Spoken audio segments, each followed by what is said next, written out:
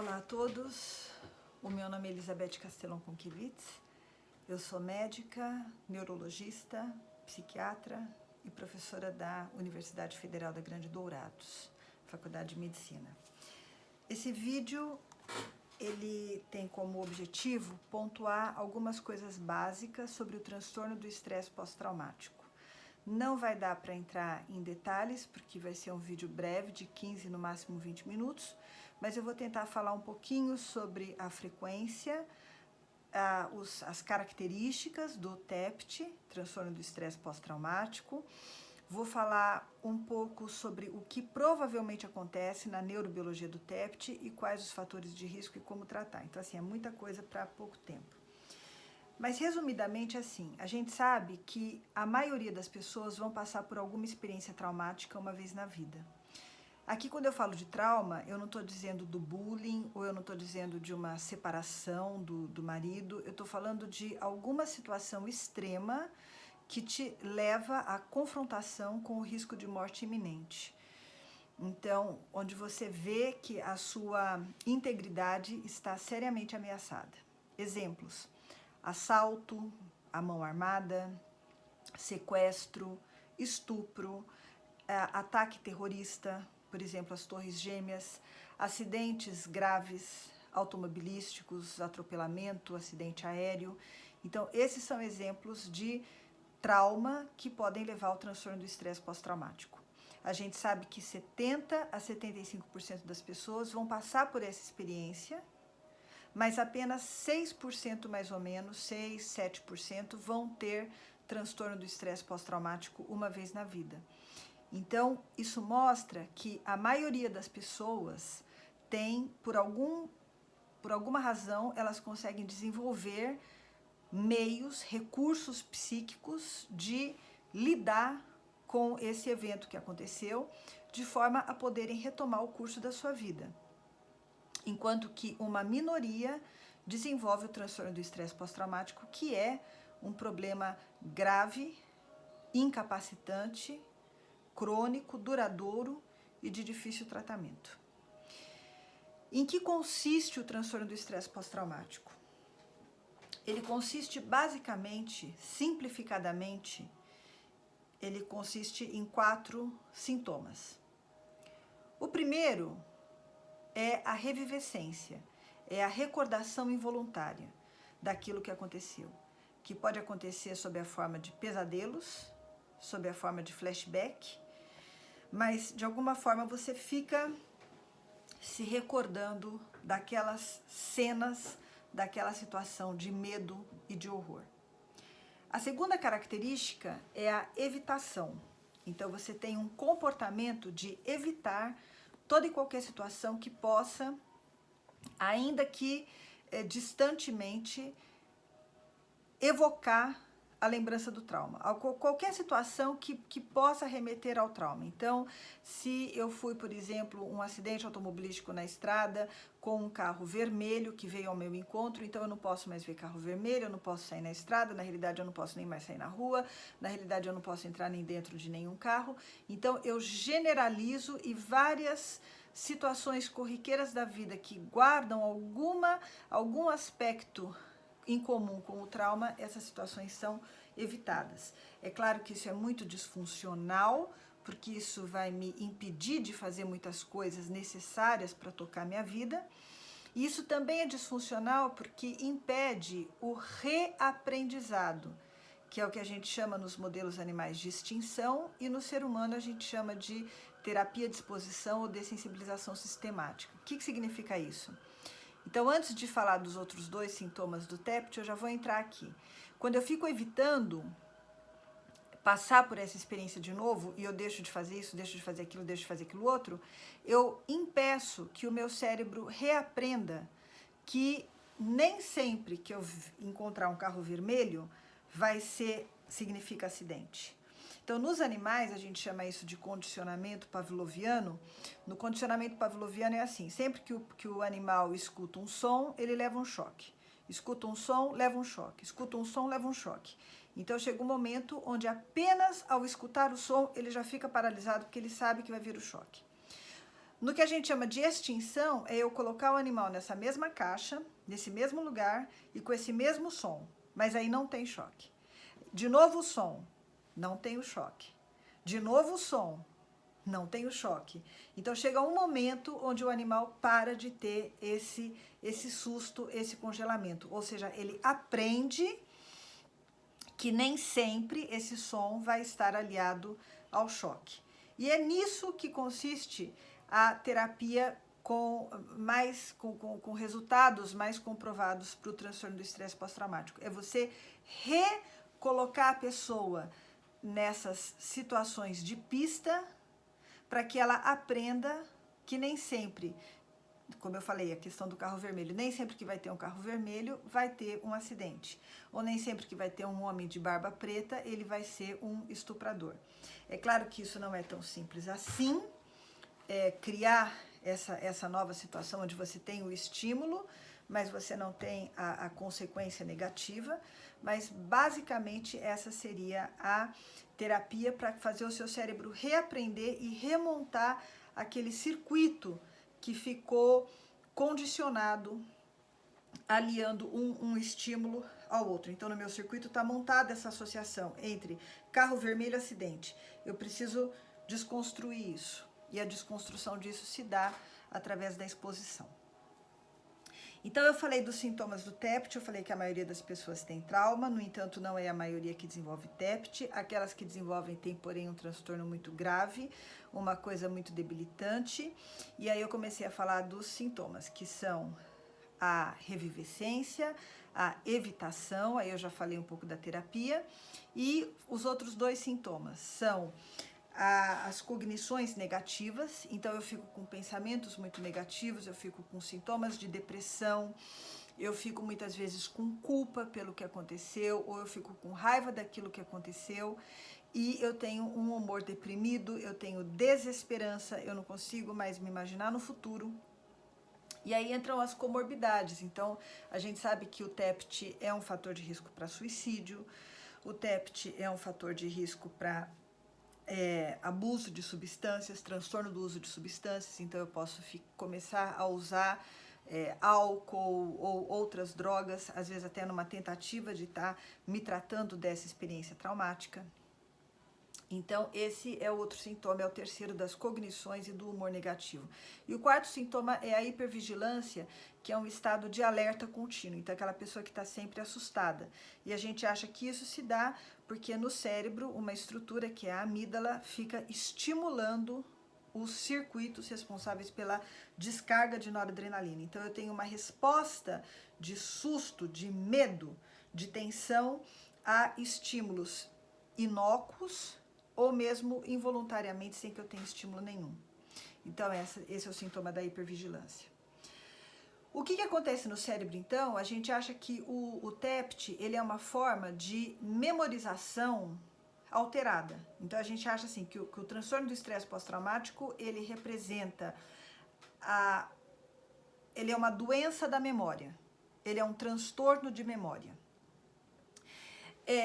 Eu vou falar aqui muito basicamente de 3 elementos associados à memória e 3 elementos que são parte desse circuito de memória, que é bem mais complicado que isso. Mas um elemento, por exemplo, quando eu vivo uma situação, eu tenho uma estrutura que é o hipocampo. É uma estrutura dentro do cérebro e que está muito associada à gravação do contexto no qual as coisas aconteceram. Contexto é o lugar e o tempo, o momento. Então, isso aconteceu numa sala de aula, numa quarta-feira de manhã, depois que eu tinha tomado café da manhã, depois que eu tinha me arrumado, eu peguei o carro e aquilo foi na sala de aula. Então, eu gravo as coisas dentro de um contexto e é assim que eu construo na minha mente a minha memória biográfica, a minha história de vida, que eu consigo contar e relatar para mim mesma e para as outras pessoas. Então, esse é o hipocampo. A amígdala é uma outra estrutura no cérebro que não grava o contexto. Ela grava basicamente quando uma coisa é ruim. Parece que ela grava quando a coisa pode ser boa também, ela grava muito a saliência, então se alguma coisa se destaca. Então eu não vou ter uma grande ativação da minha amígdala se eu tomei meu café da manhã e estou indo para o meu trabalho. Uma coisa totalmente previsível, enfadonha, cotidiana, mas se acontece algo diferente, principalmente se esse algo é ameaçador, aí aquilo fica gravado na minha amígdala. E o que a gente acha é que se isso for muito ameaçador e muito além daquilo que eu poderia conceber, por exemplo, cai uma bomba no meio da rua, eu meio que paraliso o meu hipocampo naquele momento. Então eu não gravo muito bem o contexto. Então eu acabo tendo uma característica da memorização do trauma, que é a gravação do evento meio que desconectado, fragmentado, dissociado da minha história de vida. Então eu me lembro de uma bomba caindo, mas eu não me lembro direito que dia que foi, quando foi, ou com quem que eu estava, se eu estava no carro ou se eu não estava. Mas sempre que eu olho para o céu, me vem um medo absurdo, me vem um medo terrível. Então, a memória do trauma, ela é uma memória descontextualizada, ou que tem um contexto fragmentado, muitas vezes dissociada no sentido de eu não conseguir verbalizá-la, eu não consigo me recordar com coerência daquilo que aconteceu e integrar na minha história, dentro das outras coisas que eu fiz antes e depois, dentro da linha, então ela fica fora dessa linha da minha vida. E a gente sabe que ela é uma memória muito forte, de difícil extinção, por isso que a terapia com o ratinho, de que vai dar o choque, não recebe mais o choque, não funciona tão bem em ser humano, ela é uma memória que volta. Então, mesmo que você aprenda que o carro vermelho não está associado a um acidente, e porque várias vezes te levaram de volta ali a ver o carro vermelho, ou a olhar para o céu e ver que não iria cair uma bomba, apesar disso, a memória traumática ela é resistente à extinção. Ela volta. Eu aprendi 100 vezes, eu olhei para o céu e não caiu bomba nenhuma, mas de vez em quando volta aquele medo e aquele pavor. Então ela é uma memória que resiste à extinção. A terceira estrutura que eu queria enfocar nesse circuito, então eu falei do hipocampo, que grava o contexto, a amígdala, que grava as coisas que são salientes, principalmente perigosas, e o córtex pré-frontal. O córtex pré-frontal, ele está associado, vamos dizer assim, à ponderação, onde eu integro aquilo que aconteceu dentro da lógica que eu tenho de vida. Então caiu uma bomba porque nós estamos no período de guerra, eu dou uma contextualizada e uma explicação para isso. Eu consigo calcular qual que é a probabilidade disso acontecer de novo, eu consigo estabelecer relações de causa e efeito, eu consigo associar as circunstâncias específicas daquele momento. Então, esse córtex que entende o que aconteceu, ele muitas vezes refreia e inibe a hiperativação da amígdala. Um exemplo bem simples, se eu tô parada, estudando e de repente eu vejo uma sombra passar e essa sombra, eu me assusto, né? E aí depois eu vejo que não, que era só a minha mãe que estava vindo de uma sala para outra. Então esse susto que eu levei foi da minha amígdala, que causou essa descarga de noradrenalina. Só que depois o meu córtex pré-frontal viu, reconheceu que era minha mãe, que realmente mora na mesma casa, que estava no mesmo lugar e que então por isso não é perigoso. Então o córtex inibe a amígdala e fala, não precisa ter medo. O que acontece é que na memória traumática, nas pessoas que desenvolvem TEPT, isso se dá de uma forma normal. Quer dizer, se eu sofri um atropelamento, eu estava num carro vermelho, a maioria das pessoas vai conseguir superar isso. Eles vão ter esse trabalho do córtex pré-frontal que vai ajudá-las a entender que foi uma fatalidade, que a pessoa realmente estava no carro vermelho, mas aquilo aconteceu porque aquele motorista estava embriagado, ou porque estava chovendo e estava com aquela luminosidade. Então eu consigo entender as particularidades disso e entendo que não tem lógica passar a ter medo do carro vermelho agora, todo e qualquer carro vermelho. Nas pessoas com transtorno de estresse pós-traumático, isso não acontece. Então a gente sabe que existe um risco, que existem fatores de vulnerabilidade. Esses fatores são genéticos, neuroplásticos, epigenéticos. Para não complicar muito, é assim, a genética são genes que eu tenho e com os quais eu vou morrer. É a minha constituição. Nas doenças psiquiátricas, a relação não é assim, eu tenho um gene, então eu vou ter aquela doença. Na realidade, é um conjunto de genes que vão ser responsáveis pelo meu metabolismo cerebral. Então, por exemplo, eu tenho um gene que codifica a enzima monoaminoxidase. Esse tipo de gene, com essa variante que eu tenho desse gene, eu vou ter um metabolismo mais rápido, por isso eu vou ter um turnover de dopamina maior, e isso me predispõe a ter TDAH, por exemplo. Mas não é que é aquele gene sozinho. Então, são vários genes que codificam várias etapas diferentes do longo e complexo metabolismo cerebral e que podem, quando em conjunto com outros, me predispor a uma determinada doença ou não. Já as mudanças epigenéticas, elas são alterações na configuração do gene, não no código genético em si, mas como esse gene está espacialmente disposto. Se ele vai ficar mais fechado, emaranhado, ou se ele vai ficar mais aberto, ou seja, com uma probabilidade menor ou maior de ser expresso, de ser lido. E essas mudanças de configuração vão depender de experiências intraútero, experiências da primeira infância, ou às vezes até experiências da outra geração, que podem ser transmitidas para mim. Esse é um assunto bem interessante, mas que foge aqui ao espaço de tempo que eu tenho para falar. O que eu tentei dizer, assim, muito sucintamente, é que o TEPT é frequente, 6,8% da população vai ter uma vez na vida. Apesar disso, ele acomete apenas uma minoria das pessoas que passam por trauma, porque 70% das pessoas vão passar por algum trauma na vida, mas só uma minoria delas vai desenvolver o transtorno de estresse pós-traumático. É um transtorno difícil de tratar, a gente usa medicação, mas os medicamentos sozinhos, só tratado com medicação, não tem uma resposta muito boa.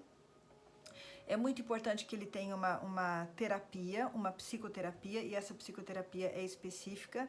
Eu falei aqui dos métodos, né, da terapia de exposição, mas existem outras formas de terapia também, como yoga voltado para as pessoas com trauma, mas também o MEDR, que é uma terapia com movimentos oculares de dessensibilização e reprocessamento. Então, assim, tem várias coisas que se tentam fazer, mas os resultados no TEPT, de um modo geral, não são muito satisfatórios. Ainda é uma doença que precisa ser melhor pesquisada, melhor compreendida, para que a gente possa desenvolver terapias mais específicas e que tenham resultados melhores. O TEPT, um grande fator de risco para desenvolver o TEPT é também, além dessa questão genética e epigenética que eu falei, é o apoio social que eu vou ter depois, né? Como as pessoas vão me entender, e muito da natureza do trauma. Então, por exemplo, se foi uma catástrofe climática, é uma coisa, a outra coisa é algo que foi feito contra mim, contra a minha pessoa. Então, isso é muito mais traumatizante, porque isso foi uma coisa que foi feita pessoalmente contra mim. E tem vários outros fatores que vão determinar se uma pessoa vai desenvolver ou não o transtorno de estresse pós-traumático.